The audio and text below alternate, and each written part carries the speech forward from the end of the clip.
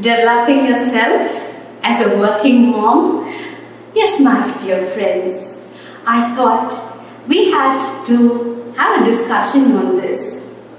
I remember the moment I held my son in my hands. I was overwhelmed with love and care and tenderness. A sense of responsibility overcame me when I knew that this little baby I held in my hands was entirely dependent on me. My life began taking care of him as I made a record of each ounce of food he consumed as a baby, recording the weight he gained month after month, keeping a track of his vaccines, and then life moved on from there to his school, where he was busy with his studies, his homework, his projects, and so forth. It's a wonderful experience by itself, where you go back to childhood with a sense of responsibility to give appropriate guidance to your child. This time flies away like a jiffy. For now, my son is taller than me and he makes his own decisions. My dear friends, as a working mother, I had my own share, balancing between my care and responsibility towards my son. The time I spent for his well-being was important. At the same time, I could say that the time I spent for my career growth was equally important. It was a time where I, apart from taking up a teaching job, enrolled myself for a PhD to gain my doctorate. So I was studying, preparing for lessons, teaching, engaging with correction of papers, and if you know, my friends, in India we have large classrooms. Unbelievably, you would have 70 to 80 students, at times more, in a classroom. So you had assignments to correct, testing, processing, and by the time we get home, we would be exhausted. But, my friends, it's important for us to spend time with our children as well. So this is the point where I realized that I would have to work out a balance between bringing up my son and spending enough time for myself to develop in my career.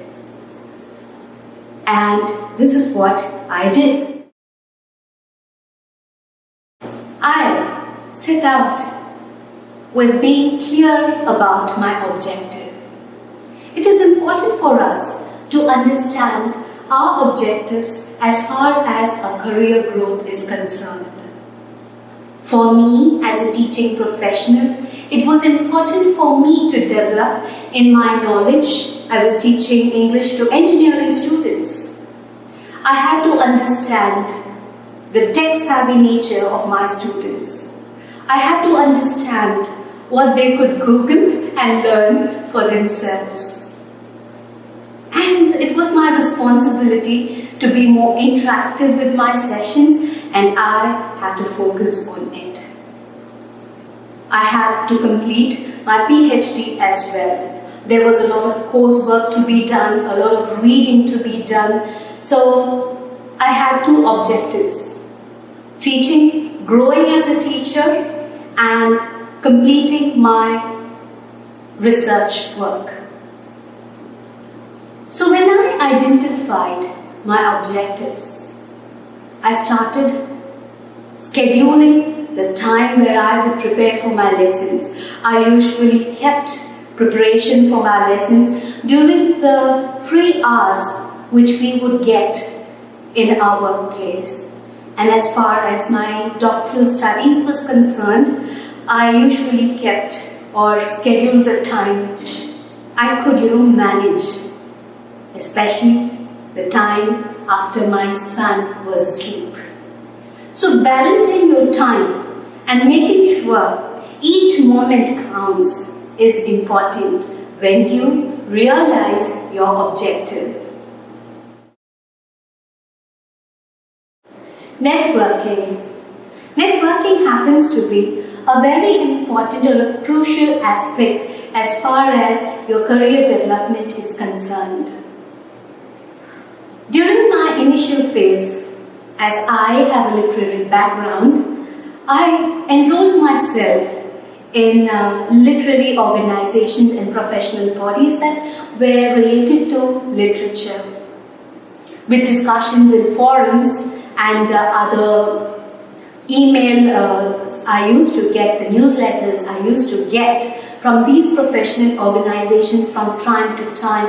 I got to understand what was required, what was emerging, how was the literary field changing, the new things that were coming into existence.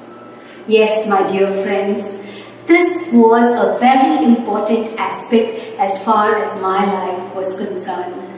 In fact, this association with different forums or professional bodies helped me choose my research topic as well as my research area. That's wonderful, isn't it? So our knowledge grows through networking. The next thing, I understood that I had to change my literary perspective to understand and teach the requirements of engineering students. So I had to make a little bit of tiny research and understand what was the role of a language teacher in the area of engineering. I still remember being called to task by Dr. Sheshatri. He was the Dean of Sastra at that particular time, and I was teaching Julius Caesar from a professional or a company point of view, and he called me and said, "What are you doing? You should be teaching Julius Caesar as a play." And I said, "Sir, I understand that, but what our students require is different." So I had made up all the characters that appear in Julius Caesar as characters that could emerge in your workplace. And that is how I was teaching or communicating Julius Caesar to my group of students. Perspectives changed. At a later phase, I communicated with the students who had passed out and were placed through campus placements, and later on at a later stage with my engineering colleagues to understand the role of English in their field of work. This little research helped me to contribute as a course coordinator at a later phase of my life. It also helped me author a book, English for Engineers, a professional approach, along with a colleague of mine, Dr. Nageshwari. It was an important aspect, a turning point in my life where I was seeing things quite differently and probably being a competition, a very tough competition for others who were working along with me. My dear friends, this is important for us to emerge and advance with our knowledge and of understanding what is relevant to us. Then with an idea, especially LinkedIn, gave me this knowledge that language teaching was emerging. I wanted to understand the methodologies and other concepts that was engaged through language teaching or what was happening there. So I took up this particular course in Barcelona, and there I learned teaching methodologies, the approaches, as well as the emerging technologies is concerned, the tools which we could use for teaching. This learning took me to another level. I was moving out of engineering. And now, my friends, I find myself in a medical institute teaching medical terms and medical language to students. Purposes change.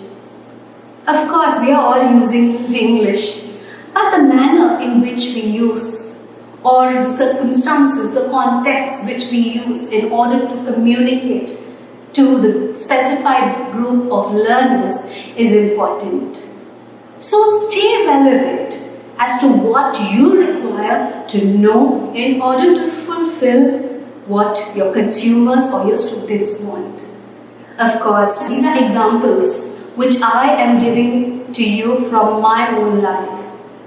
But you could look at the relevance of the ideas that I had and apply it in your specified career field to emerge and advance. Talking about relevance, I also engaged in attending webinars, seminars, conferences that were relevant to me.